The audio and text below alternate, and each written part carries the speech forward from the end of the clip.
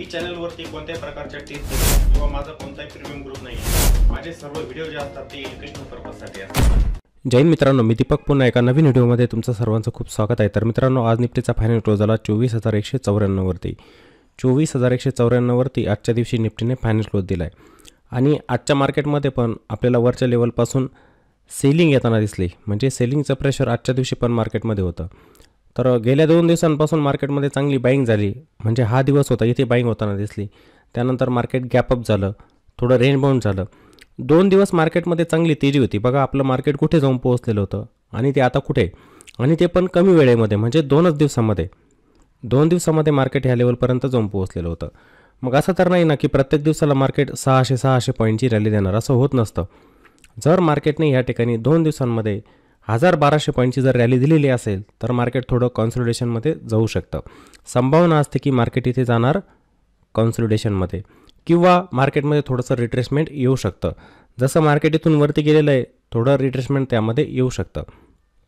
येत असेल तरी चांगलंच आहे। डीपमध्ये जर बाईंग आली मार्केटमध्ये तर मग एक चांगला रिव्हर्सल मार्केटमध्ये इथे बनू शकतो। ठीक आहे, आता 2 दिवस बघतोय आपण, म्हणजे कालचा दिवस पण बघा मार्केट जवळजवळ इंडिसिसिव्ह होतं। आजच्या दिवशी थोडं गॅपअप झालं आपण आणि वरच्या लेवलपासून खाली आलं मार्केट। मग काही जण म्हणतील की नाही, ही तर टेम्पररी बाईंग मार्केटमध्ये होती, जे रिझल्ट आले मार्केटचे त्याचाच इम्पॅक्ट मार्केटवरती पडलेला होता, मग आपलं मार्केट आता इथून काही वरती जात नाही। तर मित्रांनो, काही स्ट्रक्चर बनवत मार्केट वरती जाणार, ते डायरेक्टली अशा मोठमोठ्या कॅन्डल बनवत नाही जाणार की इथे एक कॅन्डल बनली 600 पॉईंटची, इथे एक 600 पॉईंटची, इथे एक 600 पॉईंटची, पुन्हा इथे पण अशी प्राइस ॲक्शन नाही होत चार्टवरती। जसं खाली आलं आहे ना तसं ते वरती जाणार, थोडंसं कॉन्सोलिडेशनमध्ये पण जाऊ शकतं, थोडंसं रिट्रेसमेंट येऊ शकतं आणि त्यानंतर मग ते वरती जाणार। जसं स्ट्रक्चर बनवत आलेलं आहे ना खाली अशा पद्धतीचं, तसंच स्ट्रक्चर बनवत मार्केट वरती पण जाणार इथून। मग तो होणार आपल्यासाठी एक ट्रेंड रिव्हर्सल, तो होत असतो ट्रेंड रिव्हर्सल। कॅश मार्केटमध्ये पण आपण बघतोय खूप सारे स्टॉक होते बघा, त्यांच्यामध्ये मागील 2 दिवसांमध्ये चांगली बाईंग झालेली होती। रिलायन्स सारखा स्टॉक होता ज्याचं वेटेज पण इंडेक्समध्ये जास्त, त्यानंतर HDFC बँक आणि दुसरे पण बँकिंगचे स्टॉक होते। SBI सारखा स्टॉक होता, बँक ऑफ बरोडा होता, ICICI बँक, ॲक्सिस बँक, असे अनेक प्रकारचे स्टॉक 2 दिवसांमध्ये चांगली बाईंग आली। हे बघा, थोडंसं प्रॉफिट बुकिंग पण मार्केटमध्ये असतंच। प्रत्येकाला काय वाटतं की आपण एखादा स्टॉक बाय केला तर तो स्टॉक वरतीच गेला पाहिजे, तर त्यामध्ये थोडंसं रिट्रेसमेंट येणार, म्हणजे प्रॉफिट बुकिंग पण येणार त्याच्यामध्ये। ती प्रॉफिट बुकिंग आली, पुन्हा बाईंग पण त्याच्यामध्ये येत जाणार। मग ह्या डीपमध्ये बाईंग येते का मार्केटमध्ये ते आपल्याला बघायचं असतं। ही प्रॉफिट बुकिंग आली त्यानंतर बाईंग येत असेल तर मग मार्केटमध्ये बाईंगचं प्रेशर जास्त असतं, बाईंग प्रेशर मार्केटमध्ये जास्त, आणि जे सेलिंगचं प्रेशर असतं ते मार्केटमध्ये कमी होत असतं। मग म्हणजेच सप्लाय कमी आणि डिमांड मार्केटमध्ये जास्त, त्यानंतर मग स्टॉक असू द्या किंवा इंडेक्स असू द्या ते आपल्याला वरती जाताना दिसतात। तर येणाऱ्या दिवसांमध्ये तसं स्ट्रक्चर बनेल आणि आपण बघणार पण इथे प्राइस ॲक्शनला बघणार इथे कशा पद्धतीची प्राइस ॲक्शन बनते। आता मार्केटला वीक व्हायचं असेल तर या सपोर्टच्या खाली जावं लागणार। हा जो सपोर्ट दिसतो ना, म्हणजे 23,350चा एक सपोर्ट आहे मार्केटमध्ये। जर मार्केट कंटिन्युअसली खाली आलं या सपोर्टला ब्रेक करून गेलं खाली, तर मग हा वीकनेस आहे मार्केटमध्ये। पण जोपर्यंत मार्केट ह्या लेवलच्या वरती आहे ना, मार्केट जर ह्याच लेवलच्या वरती थांबत असेल, तिथून बाईंग येत असेल, तर संभावना आहे मार्केटची वरती जाण्याची। आणि मी तुम्हाला काल पण सांगितलंच की मार्केटमध्ये हा एक रेजिस्टन्स येणार 24,500चा, त्याच्यावरती जेव्हा मार्केट ट्रेड करायला लागेल मग इथून एक फ्रेश बाईंग मार्केटमध्ये येऊ शकते, फ्रेश। मग जे मार्केटमध्ये असलेले शॉर्ट असतात ना, ते शॉर्ट बाहेर निघतात आणि एक फ्रेश बाईंग मार्केटमध्ये व्हायला लागते। मग जसं ही सायकोलॉजिकल रेजिस्टन्स आहे एक 24,500, एक सायकोलॉजिकल रेजिस्टन्स। मग इथे काय होणार, जे मार्केटमध्ये शॉर्ट असतात, ज्यांनी कॉल रायटिंग केलेली असते, इथे कॉल राईट केलेले असतात, तर ते रायटर इथे बाहेर पडतात। मग त्यांनी अगोदर इथे सेल केलेलं असतं आणि सेल करून ते नंतर जेव्हा बाय करायला लागतात मग मार्केट आपलं पूर्ण वरती निघून जातं। त्यालाच आपण म्हणतो शॉर्ट कव्हरिंग, त्याला आपण शॉर्ट कव्हरिंग असं म्हणत असतो। आजच्या दिवशी पण बघा फक्त ITचा सपोर्ट होता, ITचा सपोर्ट नसता तर निफ्टी अजून खाली आली असती। बँकिंगचा एवढा जास्त सपोर्ट नव्हता, म्हणावं तसा सपोर्ट बँकिंगचं नव्हता आजच्या दिवशी, ITचा होता। ITचे स्टॉक, थोडं FMCG पण चालत होतं, FMCGमध्ये थोडी बाईंग होती आजच्या दिवशी। त्यानंतर ऑटोमध्ये आज सेलिंग होती, ऑटो सेक्टर जर आपण बघितलं तर खाली होतं, ऑटोचे स्टॉक पण आपल्याला खाली दिसले। मग असे सेक्टर असतात त्यांच्यामध्ये अचानक बाईंग व्हायला लागली तर इंडेक्स पण वरती जाताना दिसतील आपल्याला, पण त्यांच्यामध्ये प्रॉफिट बुकिंग येत असेल तर इंडेक्स पण खालीच येत असतो. आणि हे सर्व स्टॉक तुम्हाला सांगतो आहे मी की FMCG आणि ऑटो खास करून यांच्यामध्ये अगोदरच सेलिंग झालेली आहे खूप मोठ्या प्रमाणात. FMCGचे स्टॉक बघा तुम्ही, ब्रिटानिया, त्यानंतर HUL, मॅरिको, टाटा कन्झ्युमर असे स्टॉक ज्यांचं वेटेज इंडेक्समध्ये जास्त त्यांच्यामध्ये सेलिंग आहे. त्यानंतर ऑटोचे काही स्टॉक त्यांच्यामध्ये पण जाऊन बघा, त्यांचे स्ट्रक्चर बघा, तुम्हाला समजेल की त्यांच्यामध्ये अगोदरच खूप मोठी सेलिंग झालेली आहे. आता या सर्वांमध्ये जेव्हा बाईंग व्हायला लागेल ना, रिलायन्स पण तुटलेलं आहे त्याच्यामध्ये पण बाईंग व्हायला लागेल. पण असं नाही की प्रत्येक दिवसालाच होईल ती बाईंग. एक दिवस प्रॉफिट बुकिंग येणारच मार्केटमध्ये. जर एखादा स्टॉक 2-4 दिवस वरती जात असेल, तो तुम्हाला 10-15% रिटर्न देतो आहे 2-4 दिवसातच, तर प्रॉफिट बुकिंग येणारच. मग त्या स्टॉकमध्ये जर प्रॉफिट बुकिंग येत असेल तर इंडेक्स पण आपले खालीच येत असतात. ठीक आहे, तर इथून पुढे स्ट्रक्चर थोडंसं चेंज होऊ शकतं निफ्टीचं. तसं बनताना दिसतं आहे स्ट्रक्चर. हे बघा, इथेच जर बाईंग झालेली नसती, मी म्हटलं असतो की इथे हा जो रेजिस्टन्स आहे याच्यावरती मार्केट गेलं नाही, ती इथे आलेलं इथून खाली येतं आहे, तर आपण म्हटलं असतो की बरोबर इथे काय होतं, कंटिन्युएशन मार्केट पुन्हा इथून शॉर्ट होतं आहे. पण आपल्याला मार्केट आहे ना ह्या लेवलच्या वरती थांबताना दिसतं आहे. हा लो पण मार्केट ब्रेक करत नाही. इथे संभावना आहे की मार्केट थोडं इथं कन्सोलिडेशनमध्ये जाऊ शकतं. इथे मार्केट कन्सोलिडेशनमध्ये जाऊ शकतं आणि येणाऱ्या दिवसांमध्ये पुन्हा इथे बाईंग येऊ शकते. मग मार्केट आपल्याला ह्या लेवलच्या वरती पाहिजे. जर ह्या लेवलच्या वरती गेलं तर मग परफेक्ट एक तो ट्रेंड रिव्हर्सल असेल मार्केटमध्ये. ठीक आहे, तर हे स्ट्रक्चर तुम्हाला समजलेलं असेल. असे स्ट्रक्चर तुम्ही स्टॉकमध्ये पण बघितले पाहिजे की जो पण स्टॉक तुम्ही निवडायचा असतो ना स्विंग ट्रेडिंगसाठी, त्यामध्ये बघा की रिव्हर्सल होतं आहे का. रिव्हर्सल होत असेल तर त्याला बाय करा. नाहीतर बहुतेक जण काय करतात ना, अशी मोठी कॅन्डल बनली की ते स्टॉकला बाय करून टाकतात फक्त एका कॅन्डलला बघून. ट्रेंड रिव्हर्सल आपल्याला समजतच नसतो. मग आपण तिथे बाईंग करायचीच नाही. तुम्ही बाईंग केली की दुसऱ्या दिवशी पुन्हा सेलिंग येऊन जाते, पुन्हा तो स्टॉक खाली येतो. मग तुम्ही त्याला होल्ड करत बसतात, तुम्ही निघत पण नाही. मी छोटासा स्टॉप लॉस घेतला पाहिजे आणि त्या स्टॉकच्या बाहेर निघालं पाहिजे, तसं पण तुम्ही करत नाही. त्याला होल्ड करतात, तो तुम्हाला 15% निगेटिव्ह रिटर्न, 20% निगेटिव्ह रिटर्न देऊन टाकतो. एक रिव्हर्सल पकडायचं शिकायचं आहे, कारण की आपण जे पण मार्केटमध्ये काम करतो ना ते ट्रेंडला बघून करत असतो. एक अप ट्रेंड असतो, एक डाऊन ट्रेंड. साईडवेमध्ये आपण काही करणार नाही. डाऊन ट्रेंडमध्ये असणारा स्टॉक आहे त्याला पकडणार नाही. तो रिव्हर्सल देत असेल म्हणजेच तो अप ट्रेंडमध्ये जात असेल तर मग आपण त्याला बाय करण्याचा प्रयत्न करत असतो. सर्व गोष्टींचं ऑब्झर्वेशन करायचं आहे चार्टवरती. आपण हे चार्ट कशासाठी रीड करतो, चार्ट कशाला रीड करतो आपण, तर बायर आणि सेलरची काय ॲक्टिव्हिटी होते तीच तर आपल्याला इथे दिसते ना कॅन्डलस्टिकच्या माध्यमातून, की इथे सेलिंग प्रेशर जास्त आहे म्हणजे इथं सेलर असणार, बायर कमी. जर हा स्टॉक वरती जातो याचा अर्थ इथे बायर आलेले आहे, सेलर आता कमी झालेले आहे. या सर्व गोष्टी आपण चार्टवरती रीड करत असतो. हे काम जर प्रत्येकाने केलं, मार्केटचे ऑब्झर्वेशन केले, तर तुम्ही यामध्ये सक्सेस होत असतात. पण खूप साऱ्या व्यक्ती, खूप सारे म्हणण्यापेक्षा मी म्हणू शकतो की 100% जे आपली लोकं असतात त्याच्यामध्ये जवळजवळ 80% लोकं जे असतात ना हे रँडम काम करतात मार्केटमध्ये. म्हणजे अंदाजे काम करतात की त्यांना माहिती की स्टॉक मार्केट म्हटलं की फक्त इथे पैसाच आहे, शिकण्याची गरज नाही आपल्याला, पैसा लावला की पैसा बनतोच असं नसतं. रँडम काम करून चालत नाही. प्रॉपर अभ्यास करा त्याचा. अभ्यासाने गेले तुम्ही तर तुमची रिस्क कमी होऊन जाईल, तुम्ही सेफ होणार. रिस्क तर बनलेलीच आहे मार्केटमध्ये, असं नाही की रिस्क नाही आहे. कुठे जा तुम्ही, रिस्क आहेच, पण तुम्ही सेफ होणार. थोडं तुम्हाला कुठे लॉस होतं हे समजेल तुम्हाला आणि त्यामधून तुम्ही लवकर बाहेर पडणार. मग नाही पडले तर लॉस होणारच तुमचं मार्केटमध्ये. समजलं, तर ह्या गोष्टींवरती तुम्ही लक्ष ठेवायचं आहे. तर हे ॲनालिसिस आपण 1 डे टाईम फ्रेमवरती केलेलं होतं. म्हणजे इथे बनणारी कॅन्डल जी आहे ना ती एका दिवसाची, तिच्यावरती आपण हे ॲनालिसिस केलं. आता काही महत्त्वाचे लेवल जे आपण इंट्राडेमध्ये चार्ट बघत असतो ना 5 मिनिटांमध्ये, जे स्ट्रक्चर बनत असतात 5 मिनिटांमध्ये, त्याच्यामध्ये आपल्याला मार्केटचा ट्रेंड समजून घ्यायचा असतो. तो फक्त एका दिवसासाठी, इंट्राडेसाठी. हे तर आपण ओव्हरऑल मार्केटचं स्ट्रक्चर बघतो आहे पूर्ण, की मार्केट आता खाली येतं आहे, ट्रेंड निगेटिव्हच आहे.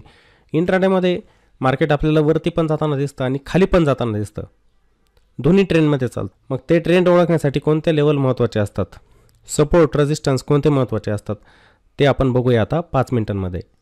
आणि आपलं सकाळी लाईव्ह सेशन जे होतं असताना यूट्यूबवरती, तेव्हा पण मी तुम्हाला सांगत असतो की तुम्ही ट्रेंड कसा फाइंड आउट करायचा असतो. ताबडतोब तुम्हाला समजेल, पण त्यासाठी मार्केटला वेळ घालू द्या. 20-25 मिनटे मार्केट जेव्हा वेळ घालवेल तेव्हा तुम्हाला ट्रेंड समजेल. एका कॅन्डलने ट्रेंड समजत नसतो. बहुतेक जणांचा गैरसमज आहे की मी 9:15ला आलो, रेड कॅन्डल बनली म्हणजे मार्केट खालीच जाणार, ग्रीन बनली म्हणजे वरतीच जाणार. हा तुमचा गैरसमज. समजलं का, हा गैरसमज आहे. तसं नाही आहे. मार्केटला समजून घेण्याचा प्रयत्न करा. आणि व्हिडिओ बघताय ना तर थोडं लाईक पण करत चला ना. हे शेवटी सांगतो मी तुम्हाला, आता सुरुवातीला सांगतो आहे की बहुतेक जण व्हिडिओला लाईक करत नाही हो, आणि कॉमेंट तर बाजूलाच राहिलं. मग तुमचं काम काय बनतं? तुम्हाला जर व्हिडिओ आवडतोय ना, या ज्या गोष्टी मी सांगतो तुम्हाला जर आवडत असतील तर तुम्ही व्हिडिओला कॉमेंट तर केलंच पाहिजे ना. समजलं का? थोडी इम्प्रेशन वाढतात आपल्या व्हिडिओचे. लाईक पण करायचं आणि कॉमेंट करत चला. मी सकाळी लाईव्हवरती पण म्हटलेलं आहे की तुम्ही जर खरंच व्हिडिओ बघताय ना पूर्ण, तर त्या व्हिडिओमधल्या गोष्टी म्हणजे आता मी जे 15-20 मिनिटांमध्ये सांगणार आहे, हा भाग पण त्या कॉमेंटमध्ये आला पाहिजे. म्हणजे मला समजेल की तुम्ही माझे व्हिडिओ बघताय आणि अभ्यास करताय त्यावरती. जर तुमचे कॉमेंट येत नसेल तर मी समजून चालणार की तुम्ही व्हिडिओ बघत नाही, तुम्ही स्किप करतात व्हिडिओला. तसं करायचं नाही, व्हिडिओला कॉमेंट करत चला. तर बघा, मग सकाळच्या वेळेला आपण हे स्ट्रक्चर बघितलं होतं. इथे परफेक्ट आपल्याला एक निगेटिव्ह प्रायजेक्शन इथे दिसली बघा. मार्केट जसं बाउन्स घ्यायचं ना, शॉर्ट व्हायचं, ते प्रिव्हियस स्विंग हाय ब्रेक करत नव्हतं बघा. हे जे सपोर्ट होते, सपोर्ट ब्रेक करायचं, हे सपोर्ट नंतर रेजिस्टन्स बनतात, त्यांना ब्रेक करत होतं का? नाही. इथे पण आलं, इथे पण तीच ॲक्टिव्हिटी झाली. त्यानंतर मार्केट इथे जेव्हा गेलं, इथं वाटलं होतं थोडं की इथे बाईंग येताना दिसते आपल्याला मार्केटमध्ये. स्ट्रक्चर इथे थोडं बेंड होऊ शकतं, पण नाही झालं. इथे पण आपण इथे असा चार्ट ड्रॉ केला होता बघा सकाळच्या वेळेला असा, आणि मला वाटलं होतं की असं एक प्राईस फॉर्मेशन तयार करत निफ्टी इथून ब्रेकआउट देऊ शकते. नाही झालं. आपल्याला कन्फर्मेशन पाहिजे असतात तसे, की जर मार्केट ह्या रेजिस्टन्सला ब्रेक करून जात असेल वरती, हे कन्फर्मेशन झालं, पण गेलंच नाही मार्केट त्याच्यावरती. बरोबर ना? आपण म्हटलं होतं की हा सपोर्ट आहे इथं मार्केट इथे एक रेंज बनवू शकतं, म्हणजे वरती एक रेजिस्टन्स असेल हा, आणि हा एक झोन, या झोनच्या खाली मार्केटने जायला नको असं आपण म्हटलं होतं बघा सकाळी. पण दोनदा मार्केटने इथे रिजेक्शन घेतलं. नंतर हा सपोर्ट पण मार्केटने ब्रेक करून टाकला. खाली आलं मार्केट, पुन्हा एका लेवलला रिटेस्ट करत होतं, म्हणजे इथे जवळजवळ वेळ घालवला मार्केटने या लेवलच्या दरम्यान पण. मग इथून पुन्हा मार्केट वरती जायला सुरुवात झाली. इथून वरती गेलं, पण एक लेवल अशी होती ती इथे पण काम करत होती आपल्यासाठी. ही लेवल बघा इथे पण काम करत होती या ठिकाणी. म्हणजे 3 वेळेला मार्केटने इथून वरती जाण्याचा प्रयत्न केला, पण तिथून रिजेक्शनच आलेलं होतं. या ठिकाणी बघा, या ठिकाणी पहिला अटेम्प्ट, ह्या ठिकाणी दुसरा अटेम्प्ट, आणि ह्या ठिकाणी तिसरा अटेम्प्ट. पण ह्या ठिकाणी जे मार्केट गेलं होतं ना 24,125 वरती, तिथून जर बघितलं तर मार्केट थोडं वरतीच जात आहे. कालच्या दिवशी पण तेच झालं होतं. खालच्या लेवलपासून थोडी बाईंग आली. आज पण तसंच झालेलं आहे. इथं रिकवर तर झालेलं होतं, मार्केट वरती गेलं, पण ह्या रेजिस्टन्सच्या वरती गेलं नाही. हा जो महत्त्वाचा हर्डल आहे त्याच्यावरती गेलं नाही. थोडा क्लोज खाली येऊन दिला मार्केटने फक्त. तिथून पुन्हा प्राईसचं रिजेक्शन आलेलं आहे इथे. म्हणजे या लेवल किती काम करत असतात बघा. आपण लेवल ड्रॉ केलेले ना, त्या काम करताय परफेक्ट इथं. मग आता मार्केटमध्ये संभावना काय जोडायची आपण, की मार्केट हे कंटिन्युअसली खाली येणार, की वरती जाणार, की कन्सोलिडेशनमध्ये जाणार. आता इंट्राडेमध्ये तर ही लेवल आपल्यासाठी महत्त्वाची असणार. ही 24,238 ही लेवल एक रेजिस्टन्सचं काम करेल. म्हणजे मार्केट जर इथे फ्लॅट ओपन होत असेल 24,200 किंवा 24,220-30, म्हणजे 20-30 पॉईंटने गॅप अप किंवा फ्लॅट म्हणा, तर हा मार्केटसाठी एक महत्त्वाचा रेजिस्टन्स असेल. जर मार्केट ह्या रेजिस्टन्सला ब्रेक करत असेल फ्लॅट ओपन होऊन, तर मार्केटमध्ये एक चांगलं मोमेंटम इथे येऊ शकतो. मग वरती येणारे हर्डल कोणते असणार? 24,274 हा पण मार्केटसाठी एक रेजिस्टन्स. त्यानंतर 24,322 हा पण मार्केटसाठी काय असणार? एक रेजिस्टन्स.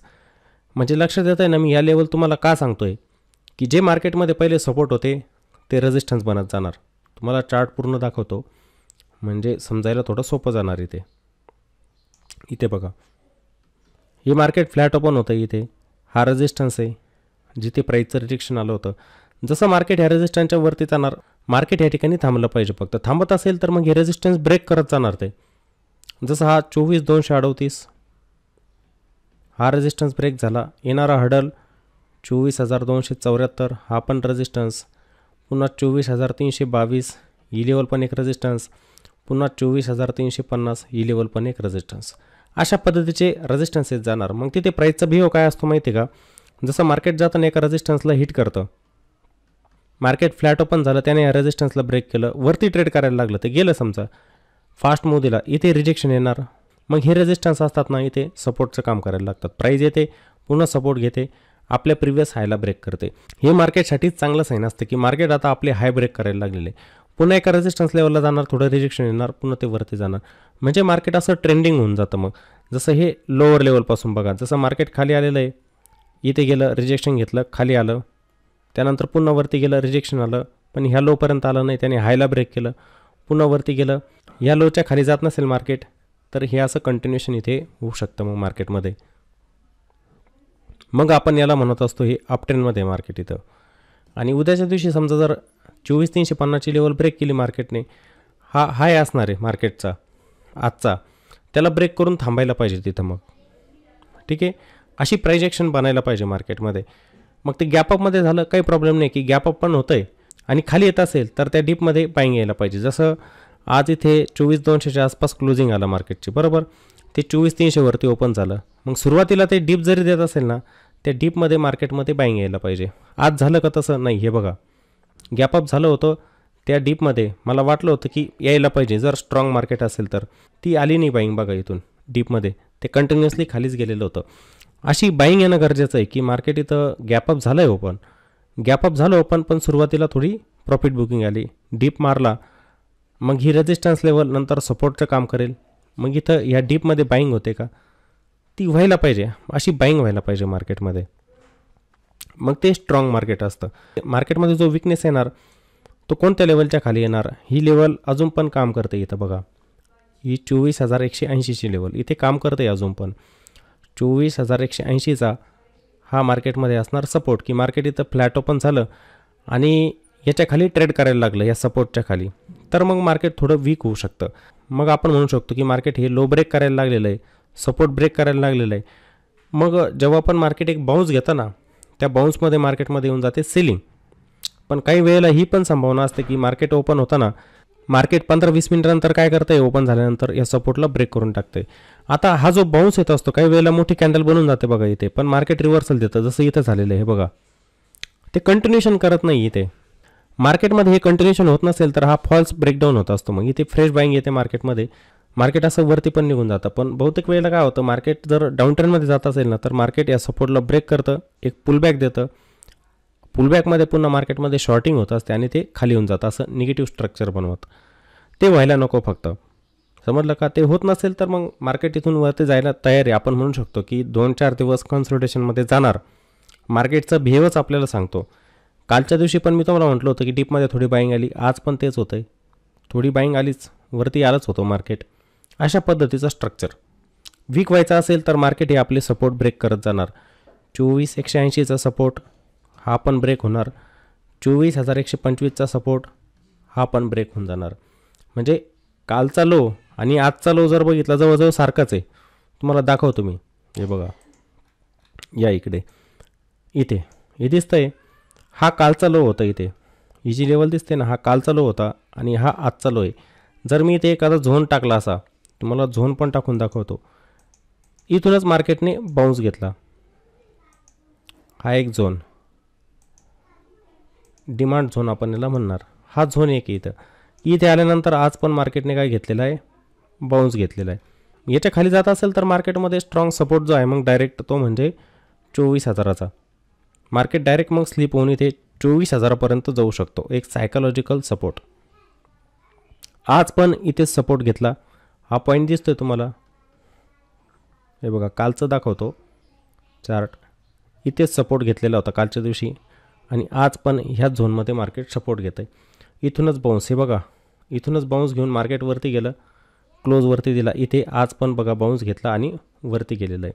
म्हणजे ह्या लेवल कशा काम करत असतात बघा, तुम्ही ऑब्झर्वेशन करायचं फक्त चार्टवरती, कशा पद्धतीने वरती जातं आहे, कुठे बाउन्स घेतं आहे, कोणत्या की लेवल असतात त्या फाइंड आउट करायच्या असतात चार्टवरती. मग अशा पद्धतीचं स्ट्रक्चर आहे बघा.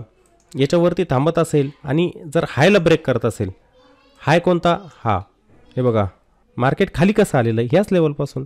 आज ओपन झालं, इथूनच सेलिंग आली मार्केटमध्ये. बघा मार्केटमध्ये सेलिंग पण ह्याच लेवलपासून येते बघा, इथूनच मार्केट खाली येताना दिसतंय आणि बाईंग पण ह्याच लेवलपासून येताना दिसतंय. म्हणजे हे दोन्ही पॉईंट आपल्यासाठी महत्त्वाचे आहे. 24,125चा हा एक सपोर्ट, हा पण महत्त्वाचा. त्यानंतर 24,350 हा रेजिस्टन्स पण महत्त्वाचा. करा चार्टला रीड.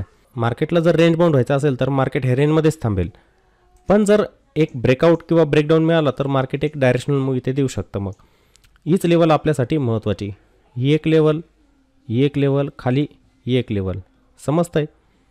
मग बघा मार्केट इथून ट्रेंडिंग होऊन या रेजिस्टन्सचा ब्रेकआउट देतं की उद्या ओपन होऊन या सपोर्टचा ब्रेकडाऊन देतं. ब्रेकडाऊन दिला तर डायरेक्ट जाणार ते 24,000पर्यंत.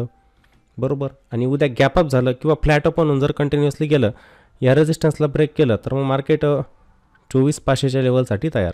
ही लेवल पण मार्केट गाठू शकतं. मग एक सायकोलॉजिकल रेजिस्टन्सवरचा येणार तो म्हणजे 24,500चा लेवल. एकदम सुटसुटीत आहे बघा. तुम्हाला चार्ट समजायला एकदम सोपा जातो आहे की लेवल तुम्हाला ताबडतोब दिसत आहे. जसं ही लेवल महत्त्वाची, ही लेवल महत्त्वाची, ही लेवल महत्त्वाची, ही लेवल महत्त्वाची, ही पण बघा लेवल महत्त्वाची, ही पण लेवल, ही पण लेवल, ही पण लेवल आणि ही पण लेवल. करा चार्ट अशा पद्धतीने रीड. अशा पद्धतीने जर तुम्ही अभ्यास केला तर का तुम्ही सक्सेस नाही होऊ शकत.